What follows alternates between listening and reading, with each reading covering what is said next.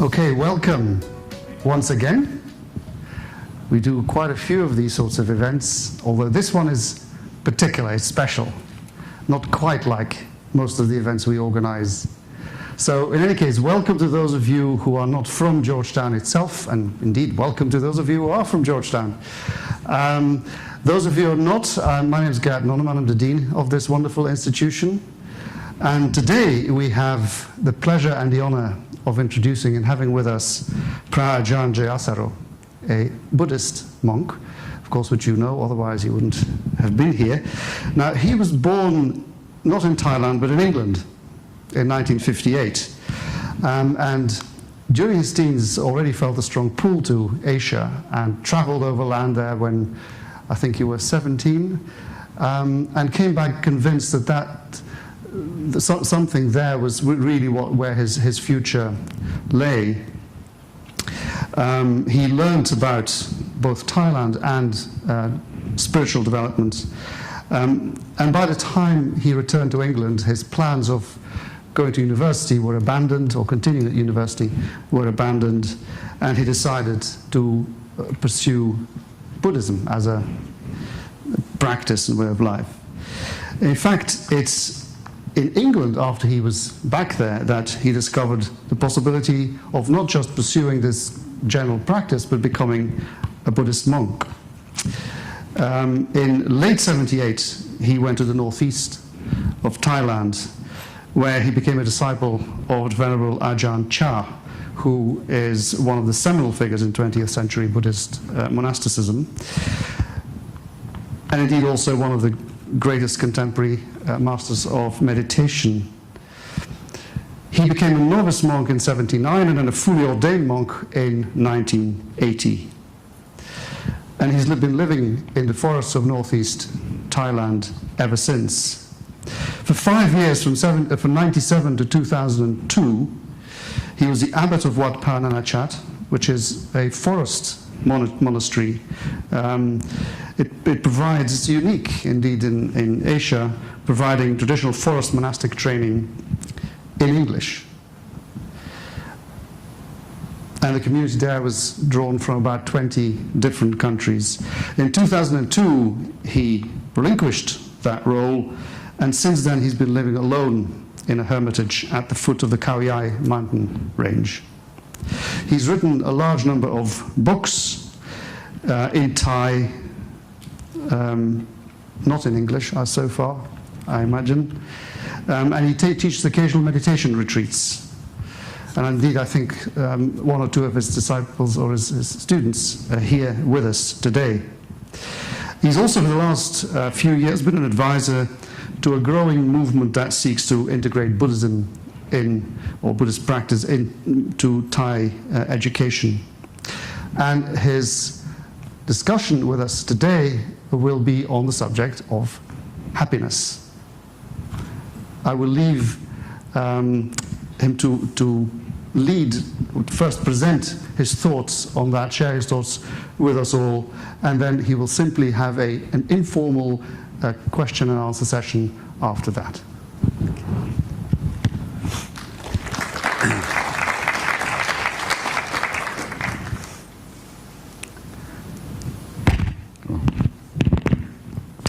So good evening, everyone, and perhaps I should begin for those of you who have not had any contact or ever read anything or studied anything about this particular school of Buddhism, that it is not in any way an evangelical tradition, and it is far from my mind to try to persuade or inspire you to become Buddhists this evening. But I do feel that there is a lot in the Buddhist tradition that people of other religions and traditions or of no religion can make use of in their life, and I'm very happy to be able to share some of my thoughts, reflections, experiences with you this evening with that goal in mind. One of the key teachings, or not a key teaching, but one which has quite an influence on his students, was that my teacher forbade monks giving public talks from preparing anything in advance. They have to be spontaneous. So one of the most enjoyable elements of giving a talk for me is that I don't really know exactly where it's going to go. And so the talk won't be particularly well structured, but I hope that nevertheless I will be able to share some things with you which you will enjoy and benefit from. I'd like to begin with making just a general observation about Buddhism, because it can be quite a puzzling and elusive tradition for those who brought up in other religious traditions and cultures. And I would like to suggest that the religions that grew up in this part of the world, in the Middle East, Judaism, Christianity, Islam, the great monotheistic traditions, may be grouped together as belief systems. And indeed, the word religion and faith, these words are used almost interchangeably these days. We say the great religions, the great faiths, which I think points very clearly to the fact that faith is considered the preeminent virtue in these religions. Buddhism comes from a different family of religions, and it's a different kind of religion. It's a different idea of what a religion is or might be. And this is why it's so puzzling, and many people say this isn't a religion, surely it's a philosophy or it's a way of life or something. So my understanding is that Buddhism is a religion, but that it is not one of the belief system family of religions, but it is essentially an education system. So the idea of a religion as an education system is probably a rather unusual one, but it is, I think, essential to really have a grasp of the Buddhist teachings, and indeed the Buddhist teachings on happiness. So although faith is not rejected, it's considered as one element of an education process or an education system, and one which has to be developed within a context, one which has to be governed by and moderated by the critical faculty, because the particular value of faith is that it clarifies and it leads to passion and effort and concerted effort. So it has a very strong emotional impact. The shadow side of faith is that it can very easily become fanaticism or superstition. So in Buddhism, the attitude towards faith is it's like a double-edged sword. It's something which has a certain value, essential value in this education process, but one which has to be carefully monitored to prevent it from degenerating into something else which would have detrimental rather than positive effects. So one of the key principles of this school of Buddhism is a belief, nevertheless. It is an article of faith. But the article of the chief fundamental article of faith is faith in the human capacity for enlightenment, or the human capacity for what we might call true or unfettered, unlimited happiness.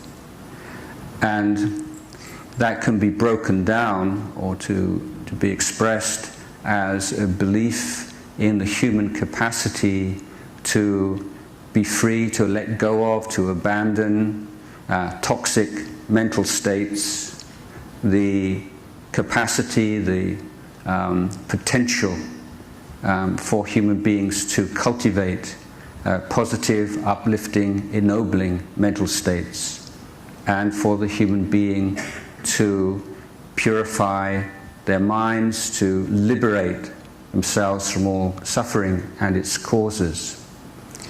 So the particular quality or the character of this faith is that it is something that has to be put to the test for it to be authentic.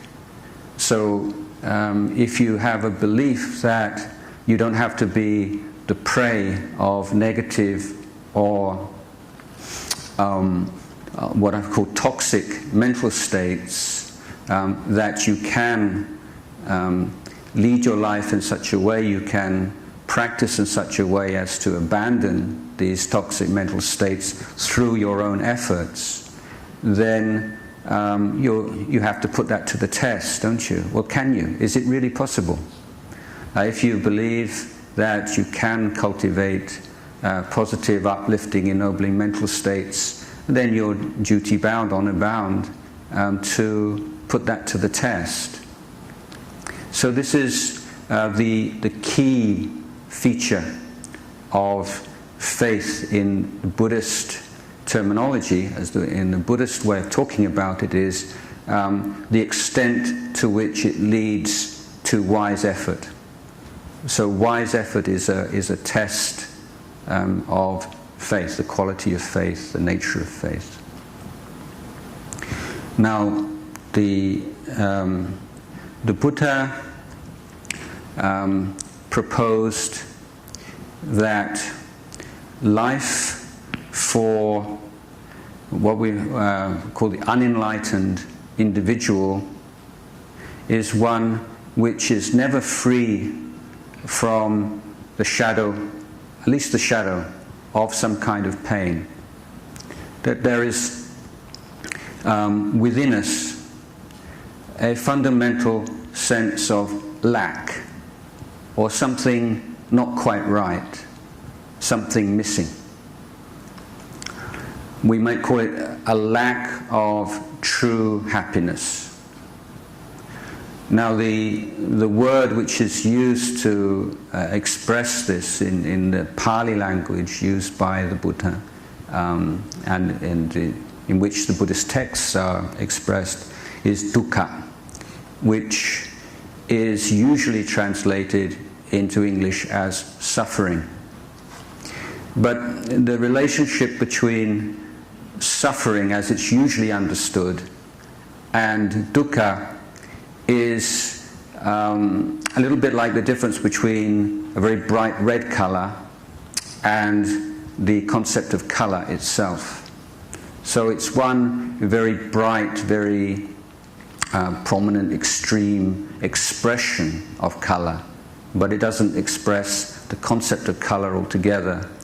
And dukkha is a concept that covers the whole spectrum of experience, right from quite severe physical and mental distress all the way up to very refined states of bliss and pure consciousness. The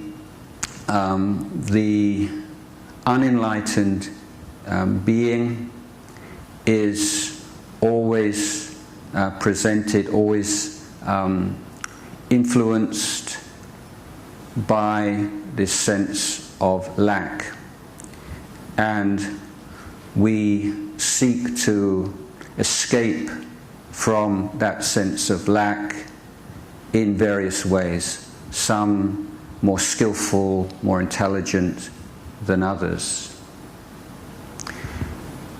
The Buddha taught that our efforts to escape from this sense of lack, that something's not quite right, that something's not quite fulfilling, that however much we have, however much we get, is still not quite enough, that we tend to assume that the answer lies in the gaining of some particular kind of experience.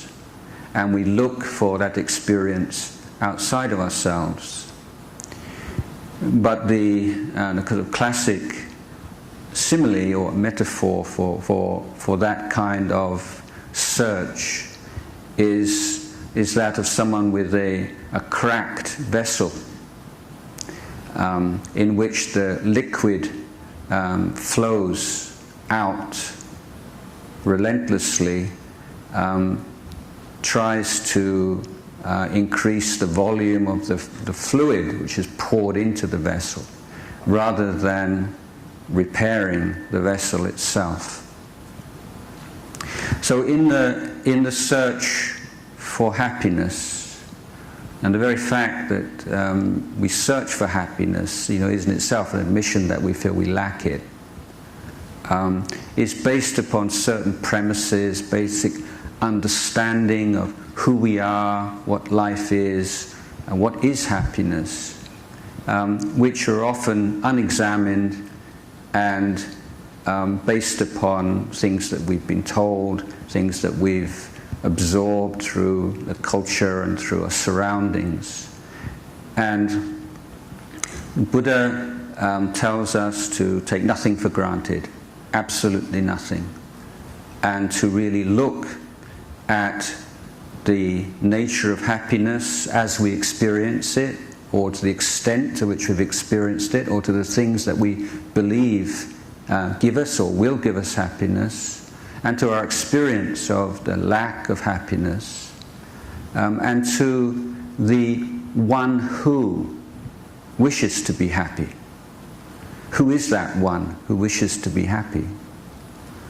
So we often have a lot of contradictory, conflicting ideas about who we are, about what we want, and many of us, I think, can be, there's quite a disconnect between the logic and the systematic way we approach our life in the world and our careers, and the way that we approach our inner life, completely lacking in any kind of systematic analysis, systematic development of those causes and conditions that lead to happiness. So this particular phrase I just used there is one of the most important and most commonly used phrases that comes up again and again in Buddhist discourse: causes and conditions. So we're always taught to, what are the causes and conditions for success? What are the causes and conditions for failure? What are the causes and conditions for happiness? Causes. And so this view of the internal world as following the same pattern and responding to the same strategies that we pursue in the outer world. If we have some problem in business or in some mechanical process, we don't usually pray or just hope for some successful resolution to that. I think in the real world what we do is say, what is this problem? What's caused the problem? What can we do about it? And so the Buddha is saying we should try to apply this same kind of effort to our inner being and our inner experience, and that it's not anything mystical or highfalutin. It's just an elevated form of common sense, if you like.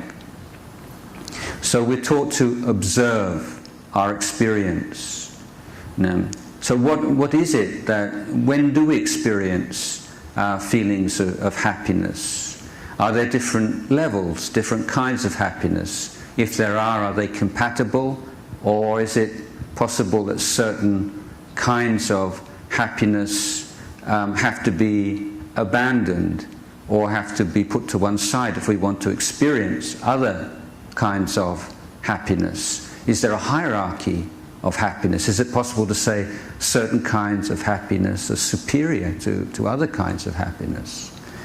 This is the kind of analysis and effort that the Buddha recommended for us. So one proposal, one hypothesis here is that the more conditioned an experience of happiness is, the more inferior it is. The less conditioned a form of happiness is, then the more superior it is. And that the ultimate happiness is one which is completely unconditioned. So experience of pleasure and happiness through seeing something beautiful, hearing something pleasant, some pleasure, happiness experienced through the senses is not considered sinful or bad, but really kind of low quality happiness, because it's dependent on so many causes and conditions, few of which we have control over. It's also dependent upon the physical body. So certain pleasures available through the eyes become less accessible as the power of sight declines through age, or if there's an accident and you lose your sight, then that access to that particular kind of pleasure is completely lost. But also in the physical body, the pleasure and happiness we experience through the physical body is usually related to some kind of stimulus. And the kinds of pleasure dependent upon stimulus tend to be affected by the law of diminishing returns. And that's seen most obviously, of course, in drug use, where to begin with, somebody might take one pill or one dose and experience some pleasure, but then after a while they need 2 pills to get the same pleasure they got from one, and then more and more and more. So the kinds of pleasure that arise through the body are subject to the law of diminishing returns. Also, the physical body can only take so much stimulus, and then it gets tired, it gets exhausted, or we need to sleep, we need to eat, we need some kind of relief. So these are a few of the reasons why the kind of pleasures, the kind of happiness that we experience through the sense doors are rather unfulfilling. And there's always this sense, as I say, of it's not quite enough. You know, before very, and if we look at the whole process of searching for, experiencing pleasure, the world, we notice that the actual feeling of desire for something is in itself, as a feeling, is rather unpleasant. And when we want something, so we really desire something, at that moment we can perhaps observe that partly we want to get rid of the feeling of desire for it. The attainment of the object will take away this sense of lack and desire. And in the effort to gain some particular experience, some particular object which we feel will make us happy, then we can often notice that we may be willing to compromise on certain moral standards, because the desire to gain something is so compelling that we can start to tell lies to ourselves, or think, well, it's really okay, or everybody else does it, and be obviously a major cause of corruption in the world. But the tension of desire builds up, and the way that we look at other people changes. From people being friends and colleagues and loved ones, they can often become to see competitors, because usually the things that we desire are things that other people desire. We start to feel jealous of people who already have those things that we think will make us happy. So a lot of these, what I would call toxic mental states, are arising together with this effort to attain some particular kind of object which we believe will provide us with happiness. And at the moment that we do experience that object, the incredible high, the rush that we feel, is often, to a large extent, just the release of the tension of desire for that object. And once we have gained an object, then we meet another very powerful, probably one of the most powerful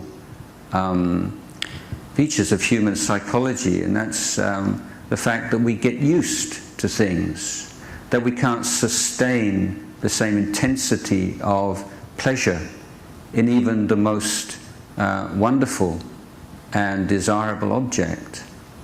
We get used to things, and if something is very important to us, then of course before long we have all the tension and the worries about protecting it, looking after it, and then deep in our mind is the fear of separation from that object and the eventual separation itself. So if we look at the whole process of desire, search, attainment, even more so of course of disappointment when we can't get the things that we want, but even in the case that we do, then you see it's rather unsatisfactory. So one of the ideas I'd like to share with you today is that we put too much attention on those things, those experiences which we believe will provide us with happiness, and not enough attention on our capacity to experience happiness. So I'm talking about happiness here, or as a faculty of happiness, as it were. So we can talk about it like an appreciation of an artwork. Let's say someone who has had no formal education and was to look at a cartoon and the Mona Lisa or some masterpiece of Western art. It's quite likely, I think, that the uneducated person would prefer the cartoon. But with education, the appreciation of the genius of Da Vinci or whoever, then the appreciation of the work of art increases.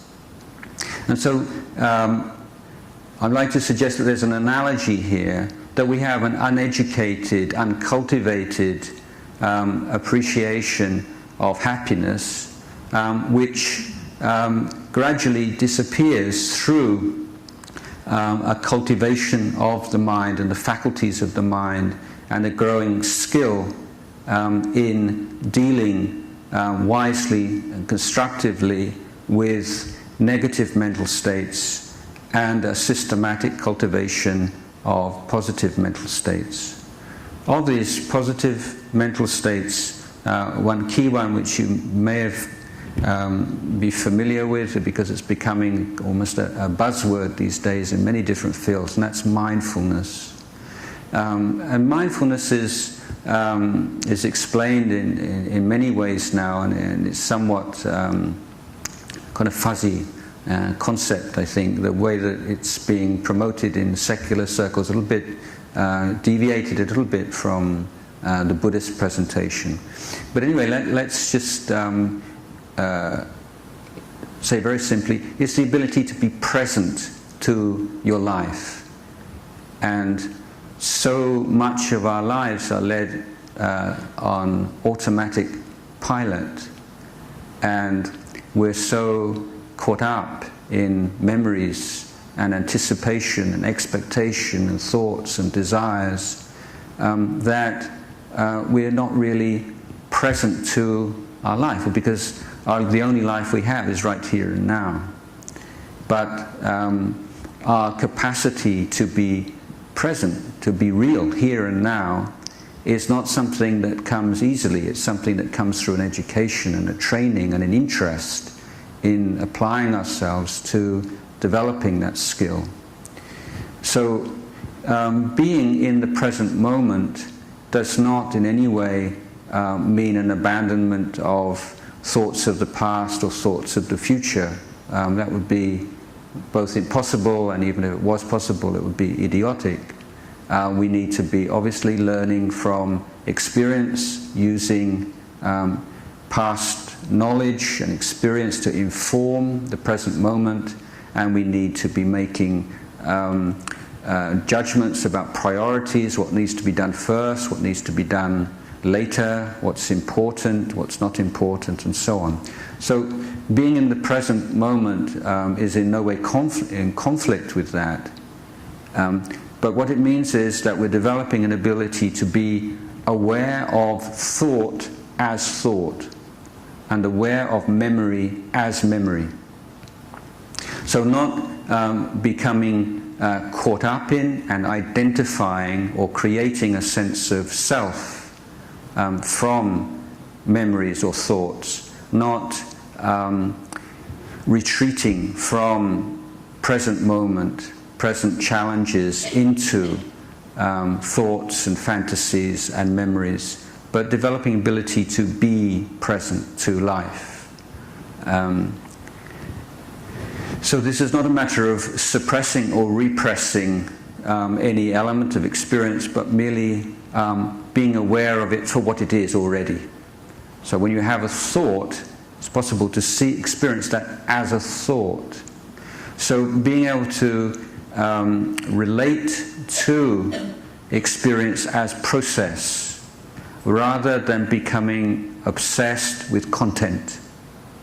And many of the meditation practices taught in Buddhist tradition, indeed in other traditions, are leading us to away from this obsession with the content of experience and developing this perspective of experience as process.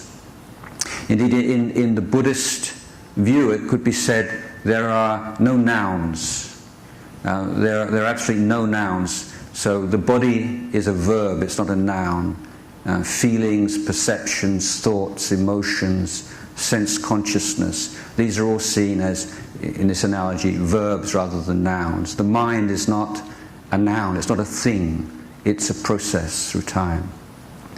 And this is not a philosophical position, but it is a growing awareness that comes through developing the ability to look directly at experience without distraction. So our minds are these days on so much of the time on such a superficial level that we're alienated from what's really going on inside of ourselves. Now with the advances in modern technology, we can know within a matter of seconds or minutes what a friend the other side of the world is having for breakfast, but we don't know what emotion or what feeling is present in our own minds. So the ability to communicate trivial, pointless things has advanced incredibly, but our ability to be aware of what's really going on in our hearts and minds, and what really makes us happy and what makes us unhappy, is something that we give far too little attention to. So we need, I think, to be able to stop and to take stock and just to look what's going on here right now. Otherwise our attempts, our search for happiness will only ever be a kind of blind groping in the dark. And even when we, through a fluke or good fortune or through some effort, we experience some happiness and pleasure in our life, we tend to find ourselves unable to sustain it because we don't really understand the structure of it. And if we are an uncultivated mind, particularly, is constantly the prey of thoughts and emotions. And I'm sure you've had experiences where you're in a beautiful place with someone you love, someone you like, everything's going well, and then somebody says something, get offended, upset, anxious, insecure, and suddenly this negative emotion completely envelops the mind, and all of the external conditions for happiness become meaningless in that moment. So for the uncultivated mind, it's much harder to be happy than unhappy. And when we do have these short bouts of pleasure and happiness, we find extremely fragile and very difficult to take care of them and look after them. So, simple observation that for any experience of happiness, we need external and internal conditions to be present, supporting conditions, and that the internal supporting conditions are more important than the external. They don't completely outweigh or replace the importance of external conditions, but they are more powerful. So you can be in a miserable place and you're in a good mood, you're in good company, or for some reason you're happy, and that mental state can mean that you're not oppressed by the unpleasant situation at all. Whereas you can be in a wonderful place with wonderful people and feeling miserable, and those things have no meaning at all. So the importance of understanding the way the mind works and learning how to deal with the mind effectively is absolutely central to experience of happiness and to the education of the mind to be able to aspire to and to enjoy the more refined experiences of happiness, those which are less conditioned and less bound up with toxic mental states. So an example is giving. Basic example, if we give, we share, we serve others with no wish for any kind of reward, then I think this is a form of happiness and pleasure which all of you have experienced. And I think that if we compare that with the kinds of pleasures and happiness from beautiful sights, sounds, odors and tastes and so on, that there is a sense that this is somehow superior, it's on a higher plane. And if we make some sacrifice, we help someone, we help to reduce or relieve someone's suffering, we're able to contribute to their happiness, and we do so in a way with no desire for any material or even emotional reward of any kind, then in the Buddhist tradition we call this a noble treasure of the heart. And why it's a noble treasure of the heart is because even if time passes 5 years, 10 years, 20 years later, if you consciously bring into the mind that memory of that act of kindness and goodness and charity, you feel immediate sense of happiness. So it's the happiness that we give, the kindness, the acts of charity that we perform, do not end with the act itself, but they can be a resource. they're a treasure of the heart. And when we feel depressed, unhappy, sad, rather than seeking to escape from that through some pleasure or through some drug of some kind or some trivial pursuit, we can consciously recollect the goodness that we have performed in the past, and we can heal our minds and take our minds in a very natural and organic way out of that unhappy state to a happy state. So this power of recollection of kindness, kind acts, goodness that we have performed in the past, that happiness is superior, I would say, to the happiness that we experience from going on holiday and having a great time and enjoying ourselves, because when you're in pain, physical pain, mental distress, you remember times when you've had a great time in the past, and it doesn't have that same healing effect, uplifting effect on the mind. I'd like to say, let me see how long I've been talking already. Quite a long time. Seems like I'm just starting to.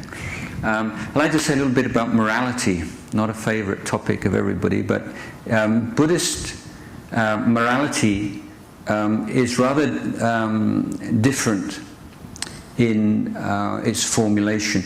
So morality in Buddhism is considered to be part of the education process. So it's an intelligent governance of how we act and how we speak. There is no idea, concept, belief in a deity who rewards moral people or punishes immoral people.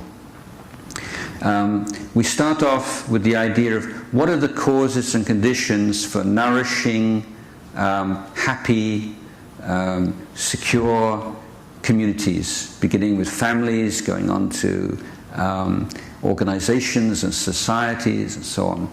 So think that we can establish certain universal principles, one of which is trust. I would say that any happy couple, any happy family, any happy community of any sort is dependent on people having mutual trust.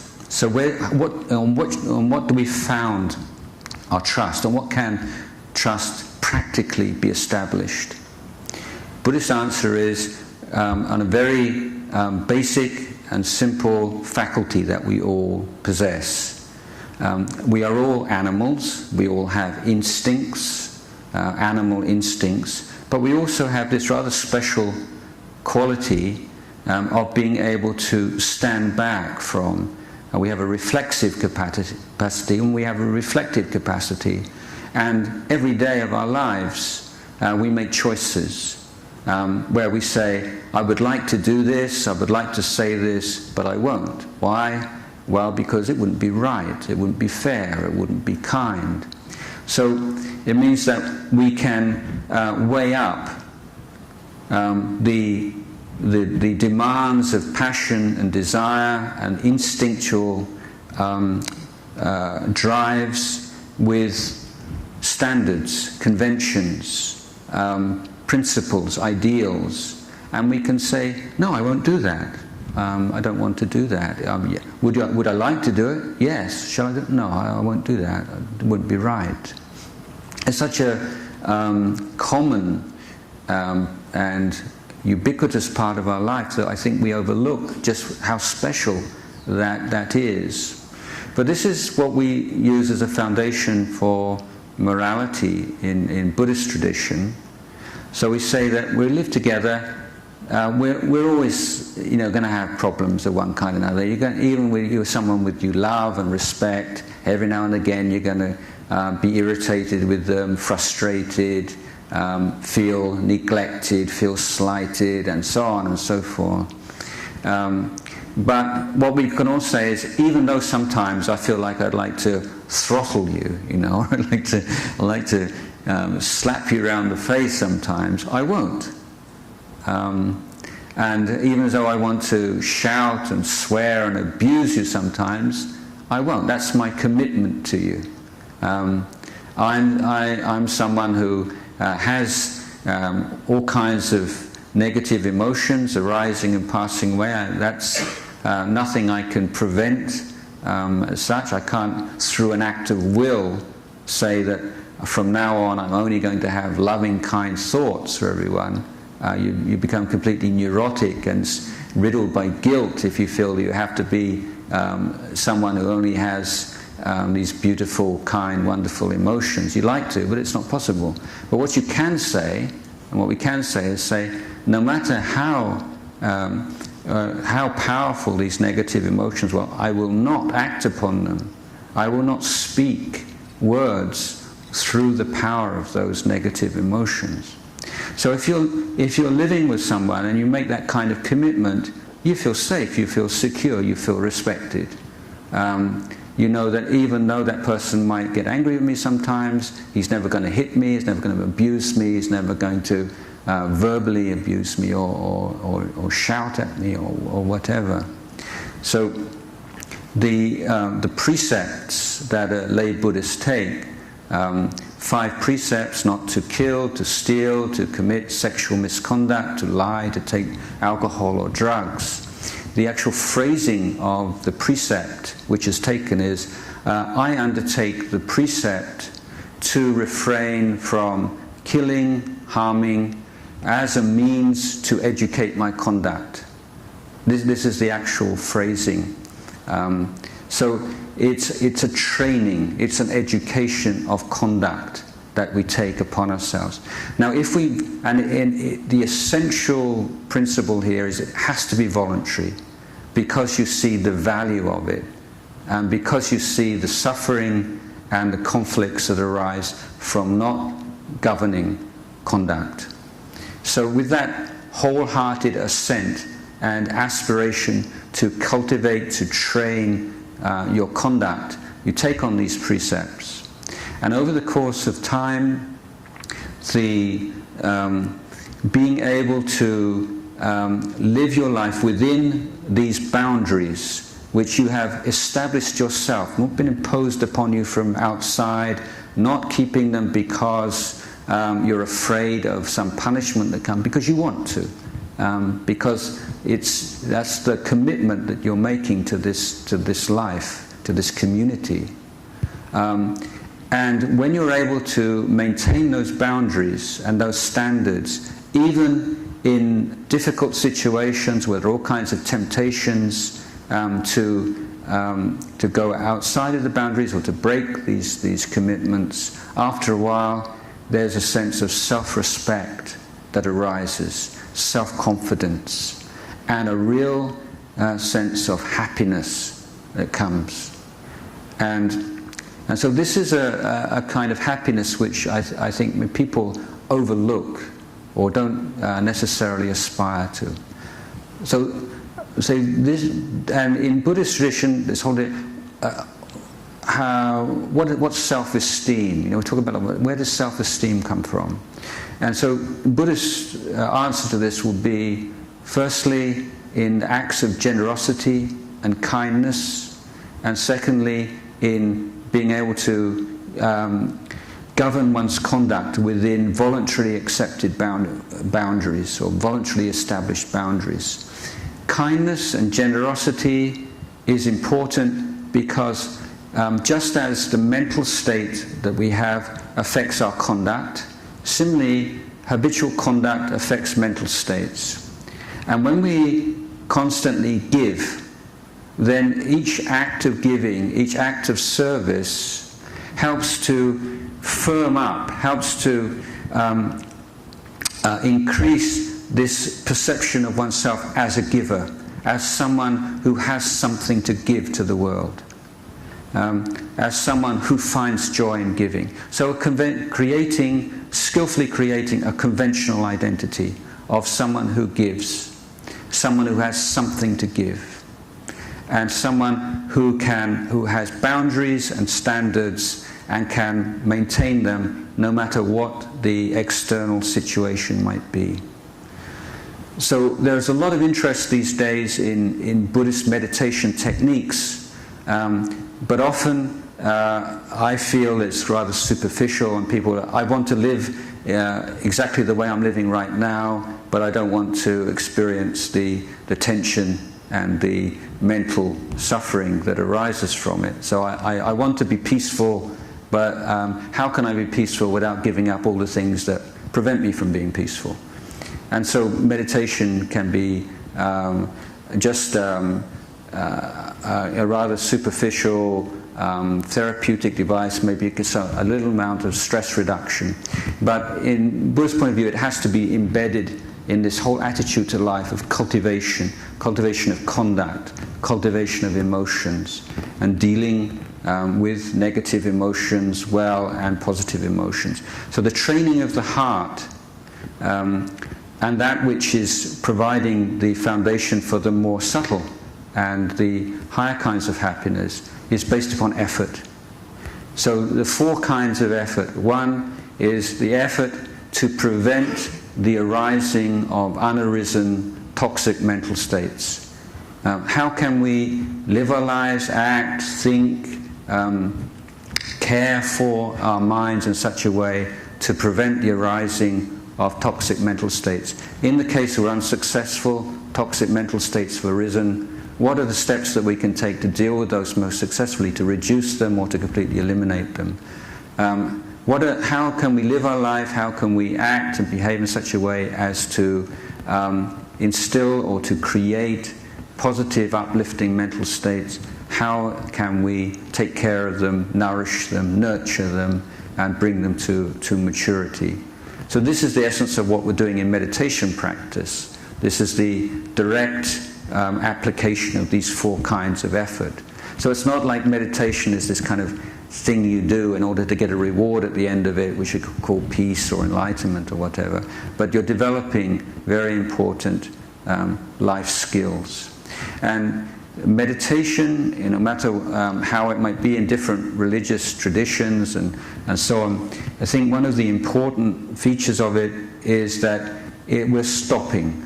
Just for a moment, we're just putting down all these conventional identities of ourselves as sons, daughters, fathers, mothers, brothers, sisters, bosses, employees, students, and whatever, and just coming to this experience of life itself, unmediated by all these ideas and concepts, the raw experience of life itself. And I'd like to share a kind of an exercise or a mental image. Let's suppose that someone is incredibly self-confident, and their confidence based on their ability to walk in a straight line. Okay, let's say it's me. So I believe I can walk in a completely straight line for 8 hours, for a whole day. And so I go out in the middle of the desert where there are no identifying marks, no buildings, no trees, no anything. And I walk for 8 hours in a completely straight line. And I know, I can feel it, that I'm absolutely straight, even though there are no landmarks to prove it. And someone is monitoring me, and he uses a compass, and he sees, wow, that's really incredible. Ajahn Jayasaro's walked 8 hours in a straight line, and he's only deviated 1 degree from true north in 8 hours. Amazing. So next day, I prove that I can do it again, and I walk in a completely straight line, subjectively, absolutely sure, and 1 degree in 8 hours of walking is pretty amazing. But if I keep doing this, you see, after 90 days, from true north, maybe I'm walking in a westerly direction, and in 180 days I could be walking due south. So the analogy here is that I believe that so many of us wake up to a certain extent, maybe in a cold sweat, 2 o'clock in the morning, 40 years old. How did I get here? You know, I thought I was walking true north and I'm walking south. You know, how am I doing exactly the same kind of things that I thought I would never do? All the things as a young man or a young woman, I thought, I don't want to be like that. I don't want to do that. And here I am doing it. Here I am. I'm just like that. And I think that it's like this. You're just deviating. It's not like you're making these big, huge mistakes in life where you should go left and you go right, or you do some really stupid, dumb things. It's more just this general, just little by little, you know, just deviating from the path that you set for yourself in life. And one of the advantages of this daily period of meditation or reflection is just resetting the compass. And when you stop, just for a while, then suddenly you just have this thought like, why am I making such a fuss about such a stupid thing? Come on, just put it down. Or sometime else, this is not a small matter. This is really, I need to do something about this. So it's like we have all this wisdom, just basic wisdom, but we can't hear it. It's like we've got this radio on and this really loud blaring music, and this quiet voice of wisdom is completely obstructed and obscured by this loud noise. So if we can make time every day just to turn off the noise, and to learn how to turn off the noise, because it's not so easy, and then to listen to this wisdom. And often we really do know what's what, but we've lost that faculty of communicating with ourselves. We're communicating with people all over the world, and we're not communicating with ourselves. So just to end the talk, I would just like to say that the fundamental conditioning factor for unhappiness are the toxic mental states that arise from a lack of examination, lack of understanding about the nature of the body and mind. And that through looking, observing, learning from our experience, adopting this attitude of a student of life, a student of experience, then we can start to ground ourselves in those things that do make us happy. And begin to see a lot of things that we've been taught will make us happy. Yes, they don't. Everybody else may think so, and the whole culture may be telling us so. We don't. But we look at our minds very honestly, it doesn't work. And we can find that if our mind is bright and clear, and we can develop this sense of love and enthusiasm, interest in our duties, our responsibilities, then even the most mundane and despised of activities can produce a real sense of well-being. So we need to be taking responsibility for our lives. We give far too much importance to externals. We say, he or she disappointed me so much. He hurt me. She hurt me. And we give this power to other people and other things and completely denigrate our own self or overlook the fact that there's no body, there's no thing that can make us suffer. There are things that are triggers for suffering. But if there is not some ignorance, some craving, some internal toxic mental factor in ourselves combining with that, suffering cannot arise. So if we were to put a hand in a fire, whoever it might be, it could be a saint, it could be a sinner, it could be a professor, it could be a schoolboy, a man, woman, Muslim Buddhist who ever put their hand in a fire to get burnt, because it's the nature of fire, the nature of human skin. But somebody says something slighting, someone shows contempt for some other person. It's not the same, is it? Somebody might have a very strong emotional reaction, somebody might have a mild emotional reaction, somebody else might have no emotional reaction at all. The same person at one particular time might have a strong emotional reaction, other time not.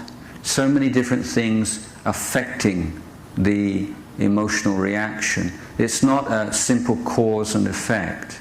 So there is, we can look again and again that there are negative mental states, bad habits in our past that now we can see we are to a certain extent free of, and that there are positive mental states that were not present in our life some years ago that are now. So we can conclude from that, I think, that we do have the capacity to make positive changes in our life, that this transformative power lies within ourselves. It doesn't lie outside, but it's something that we all possess by virtue of our human birth. So the experiences of happiness become more and more refined, and the more and more refined they become means that the more and more stable they are, until it's not a happiness arising dependent upon a particular situation, a particular relationship, but that happiness is an expression of being, and in that sense it's completely invulnerable, and it's a refuge and a joy throughout one's life. So I'd like to end the talk at this point. So I just want to say thank you very much, personally and on behalf of Georgetown and all of us here.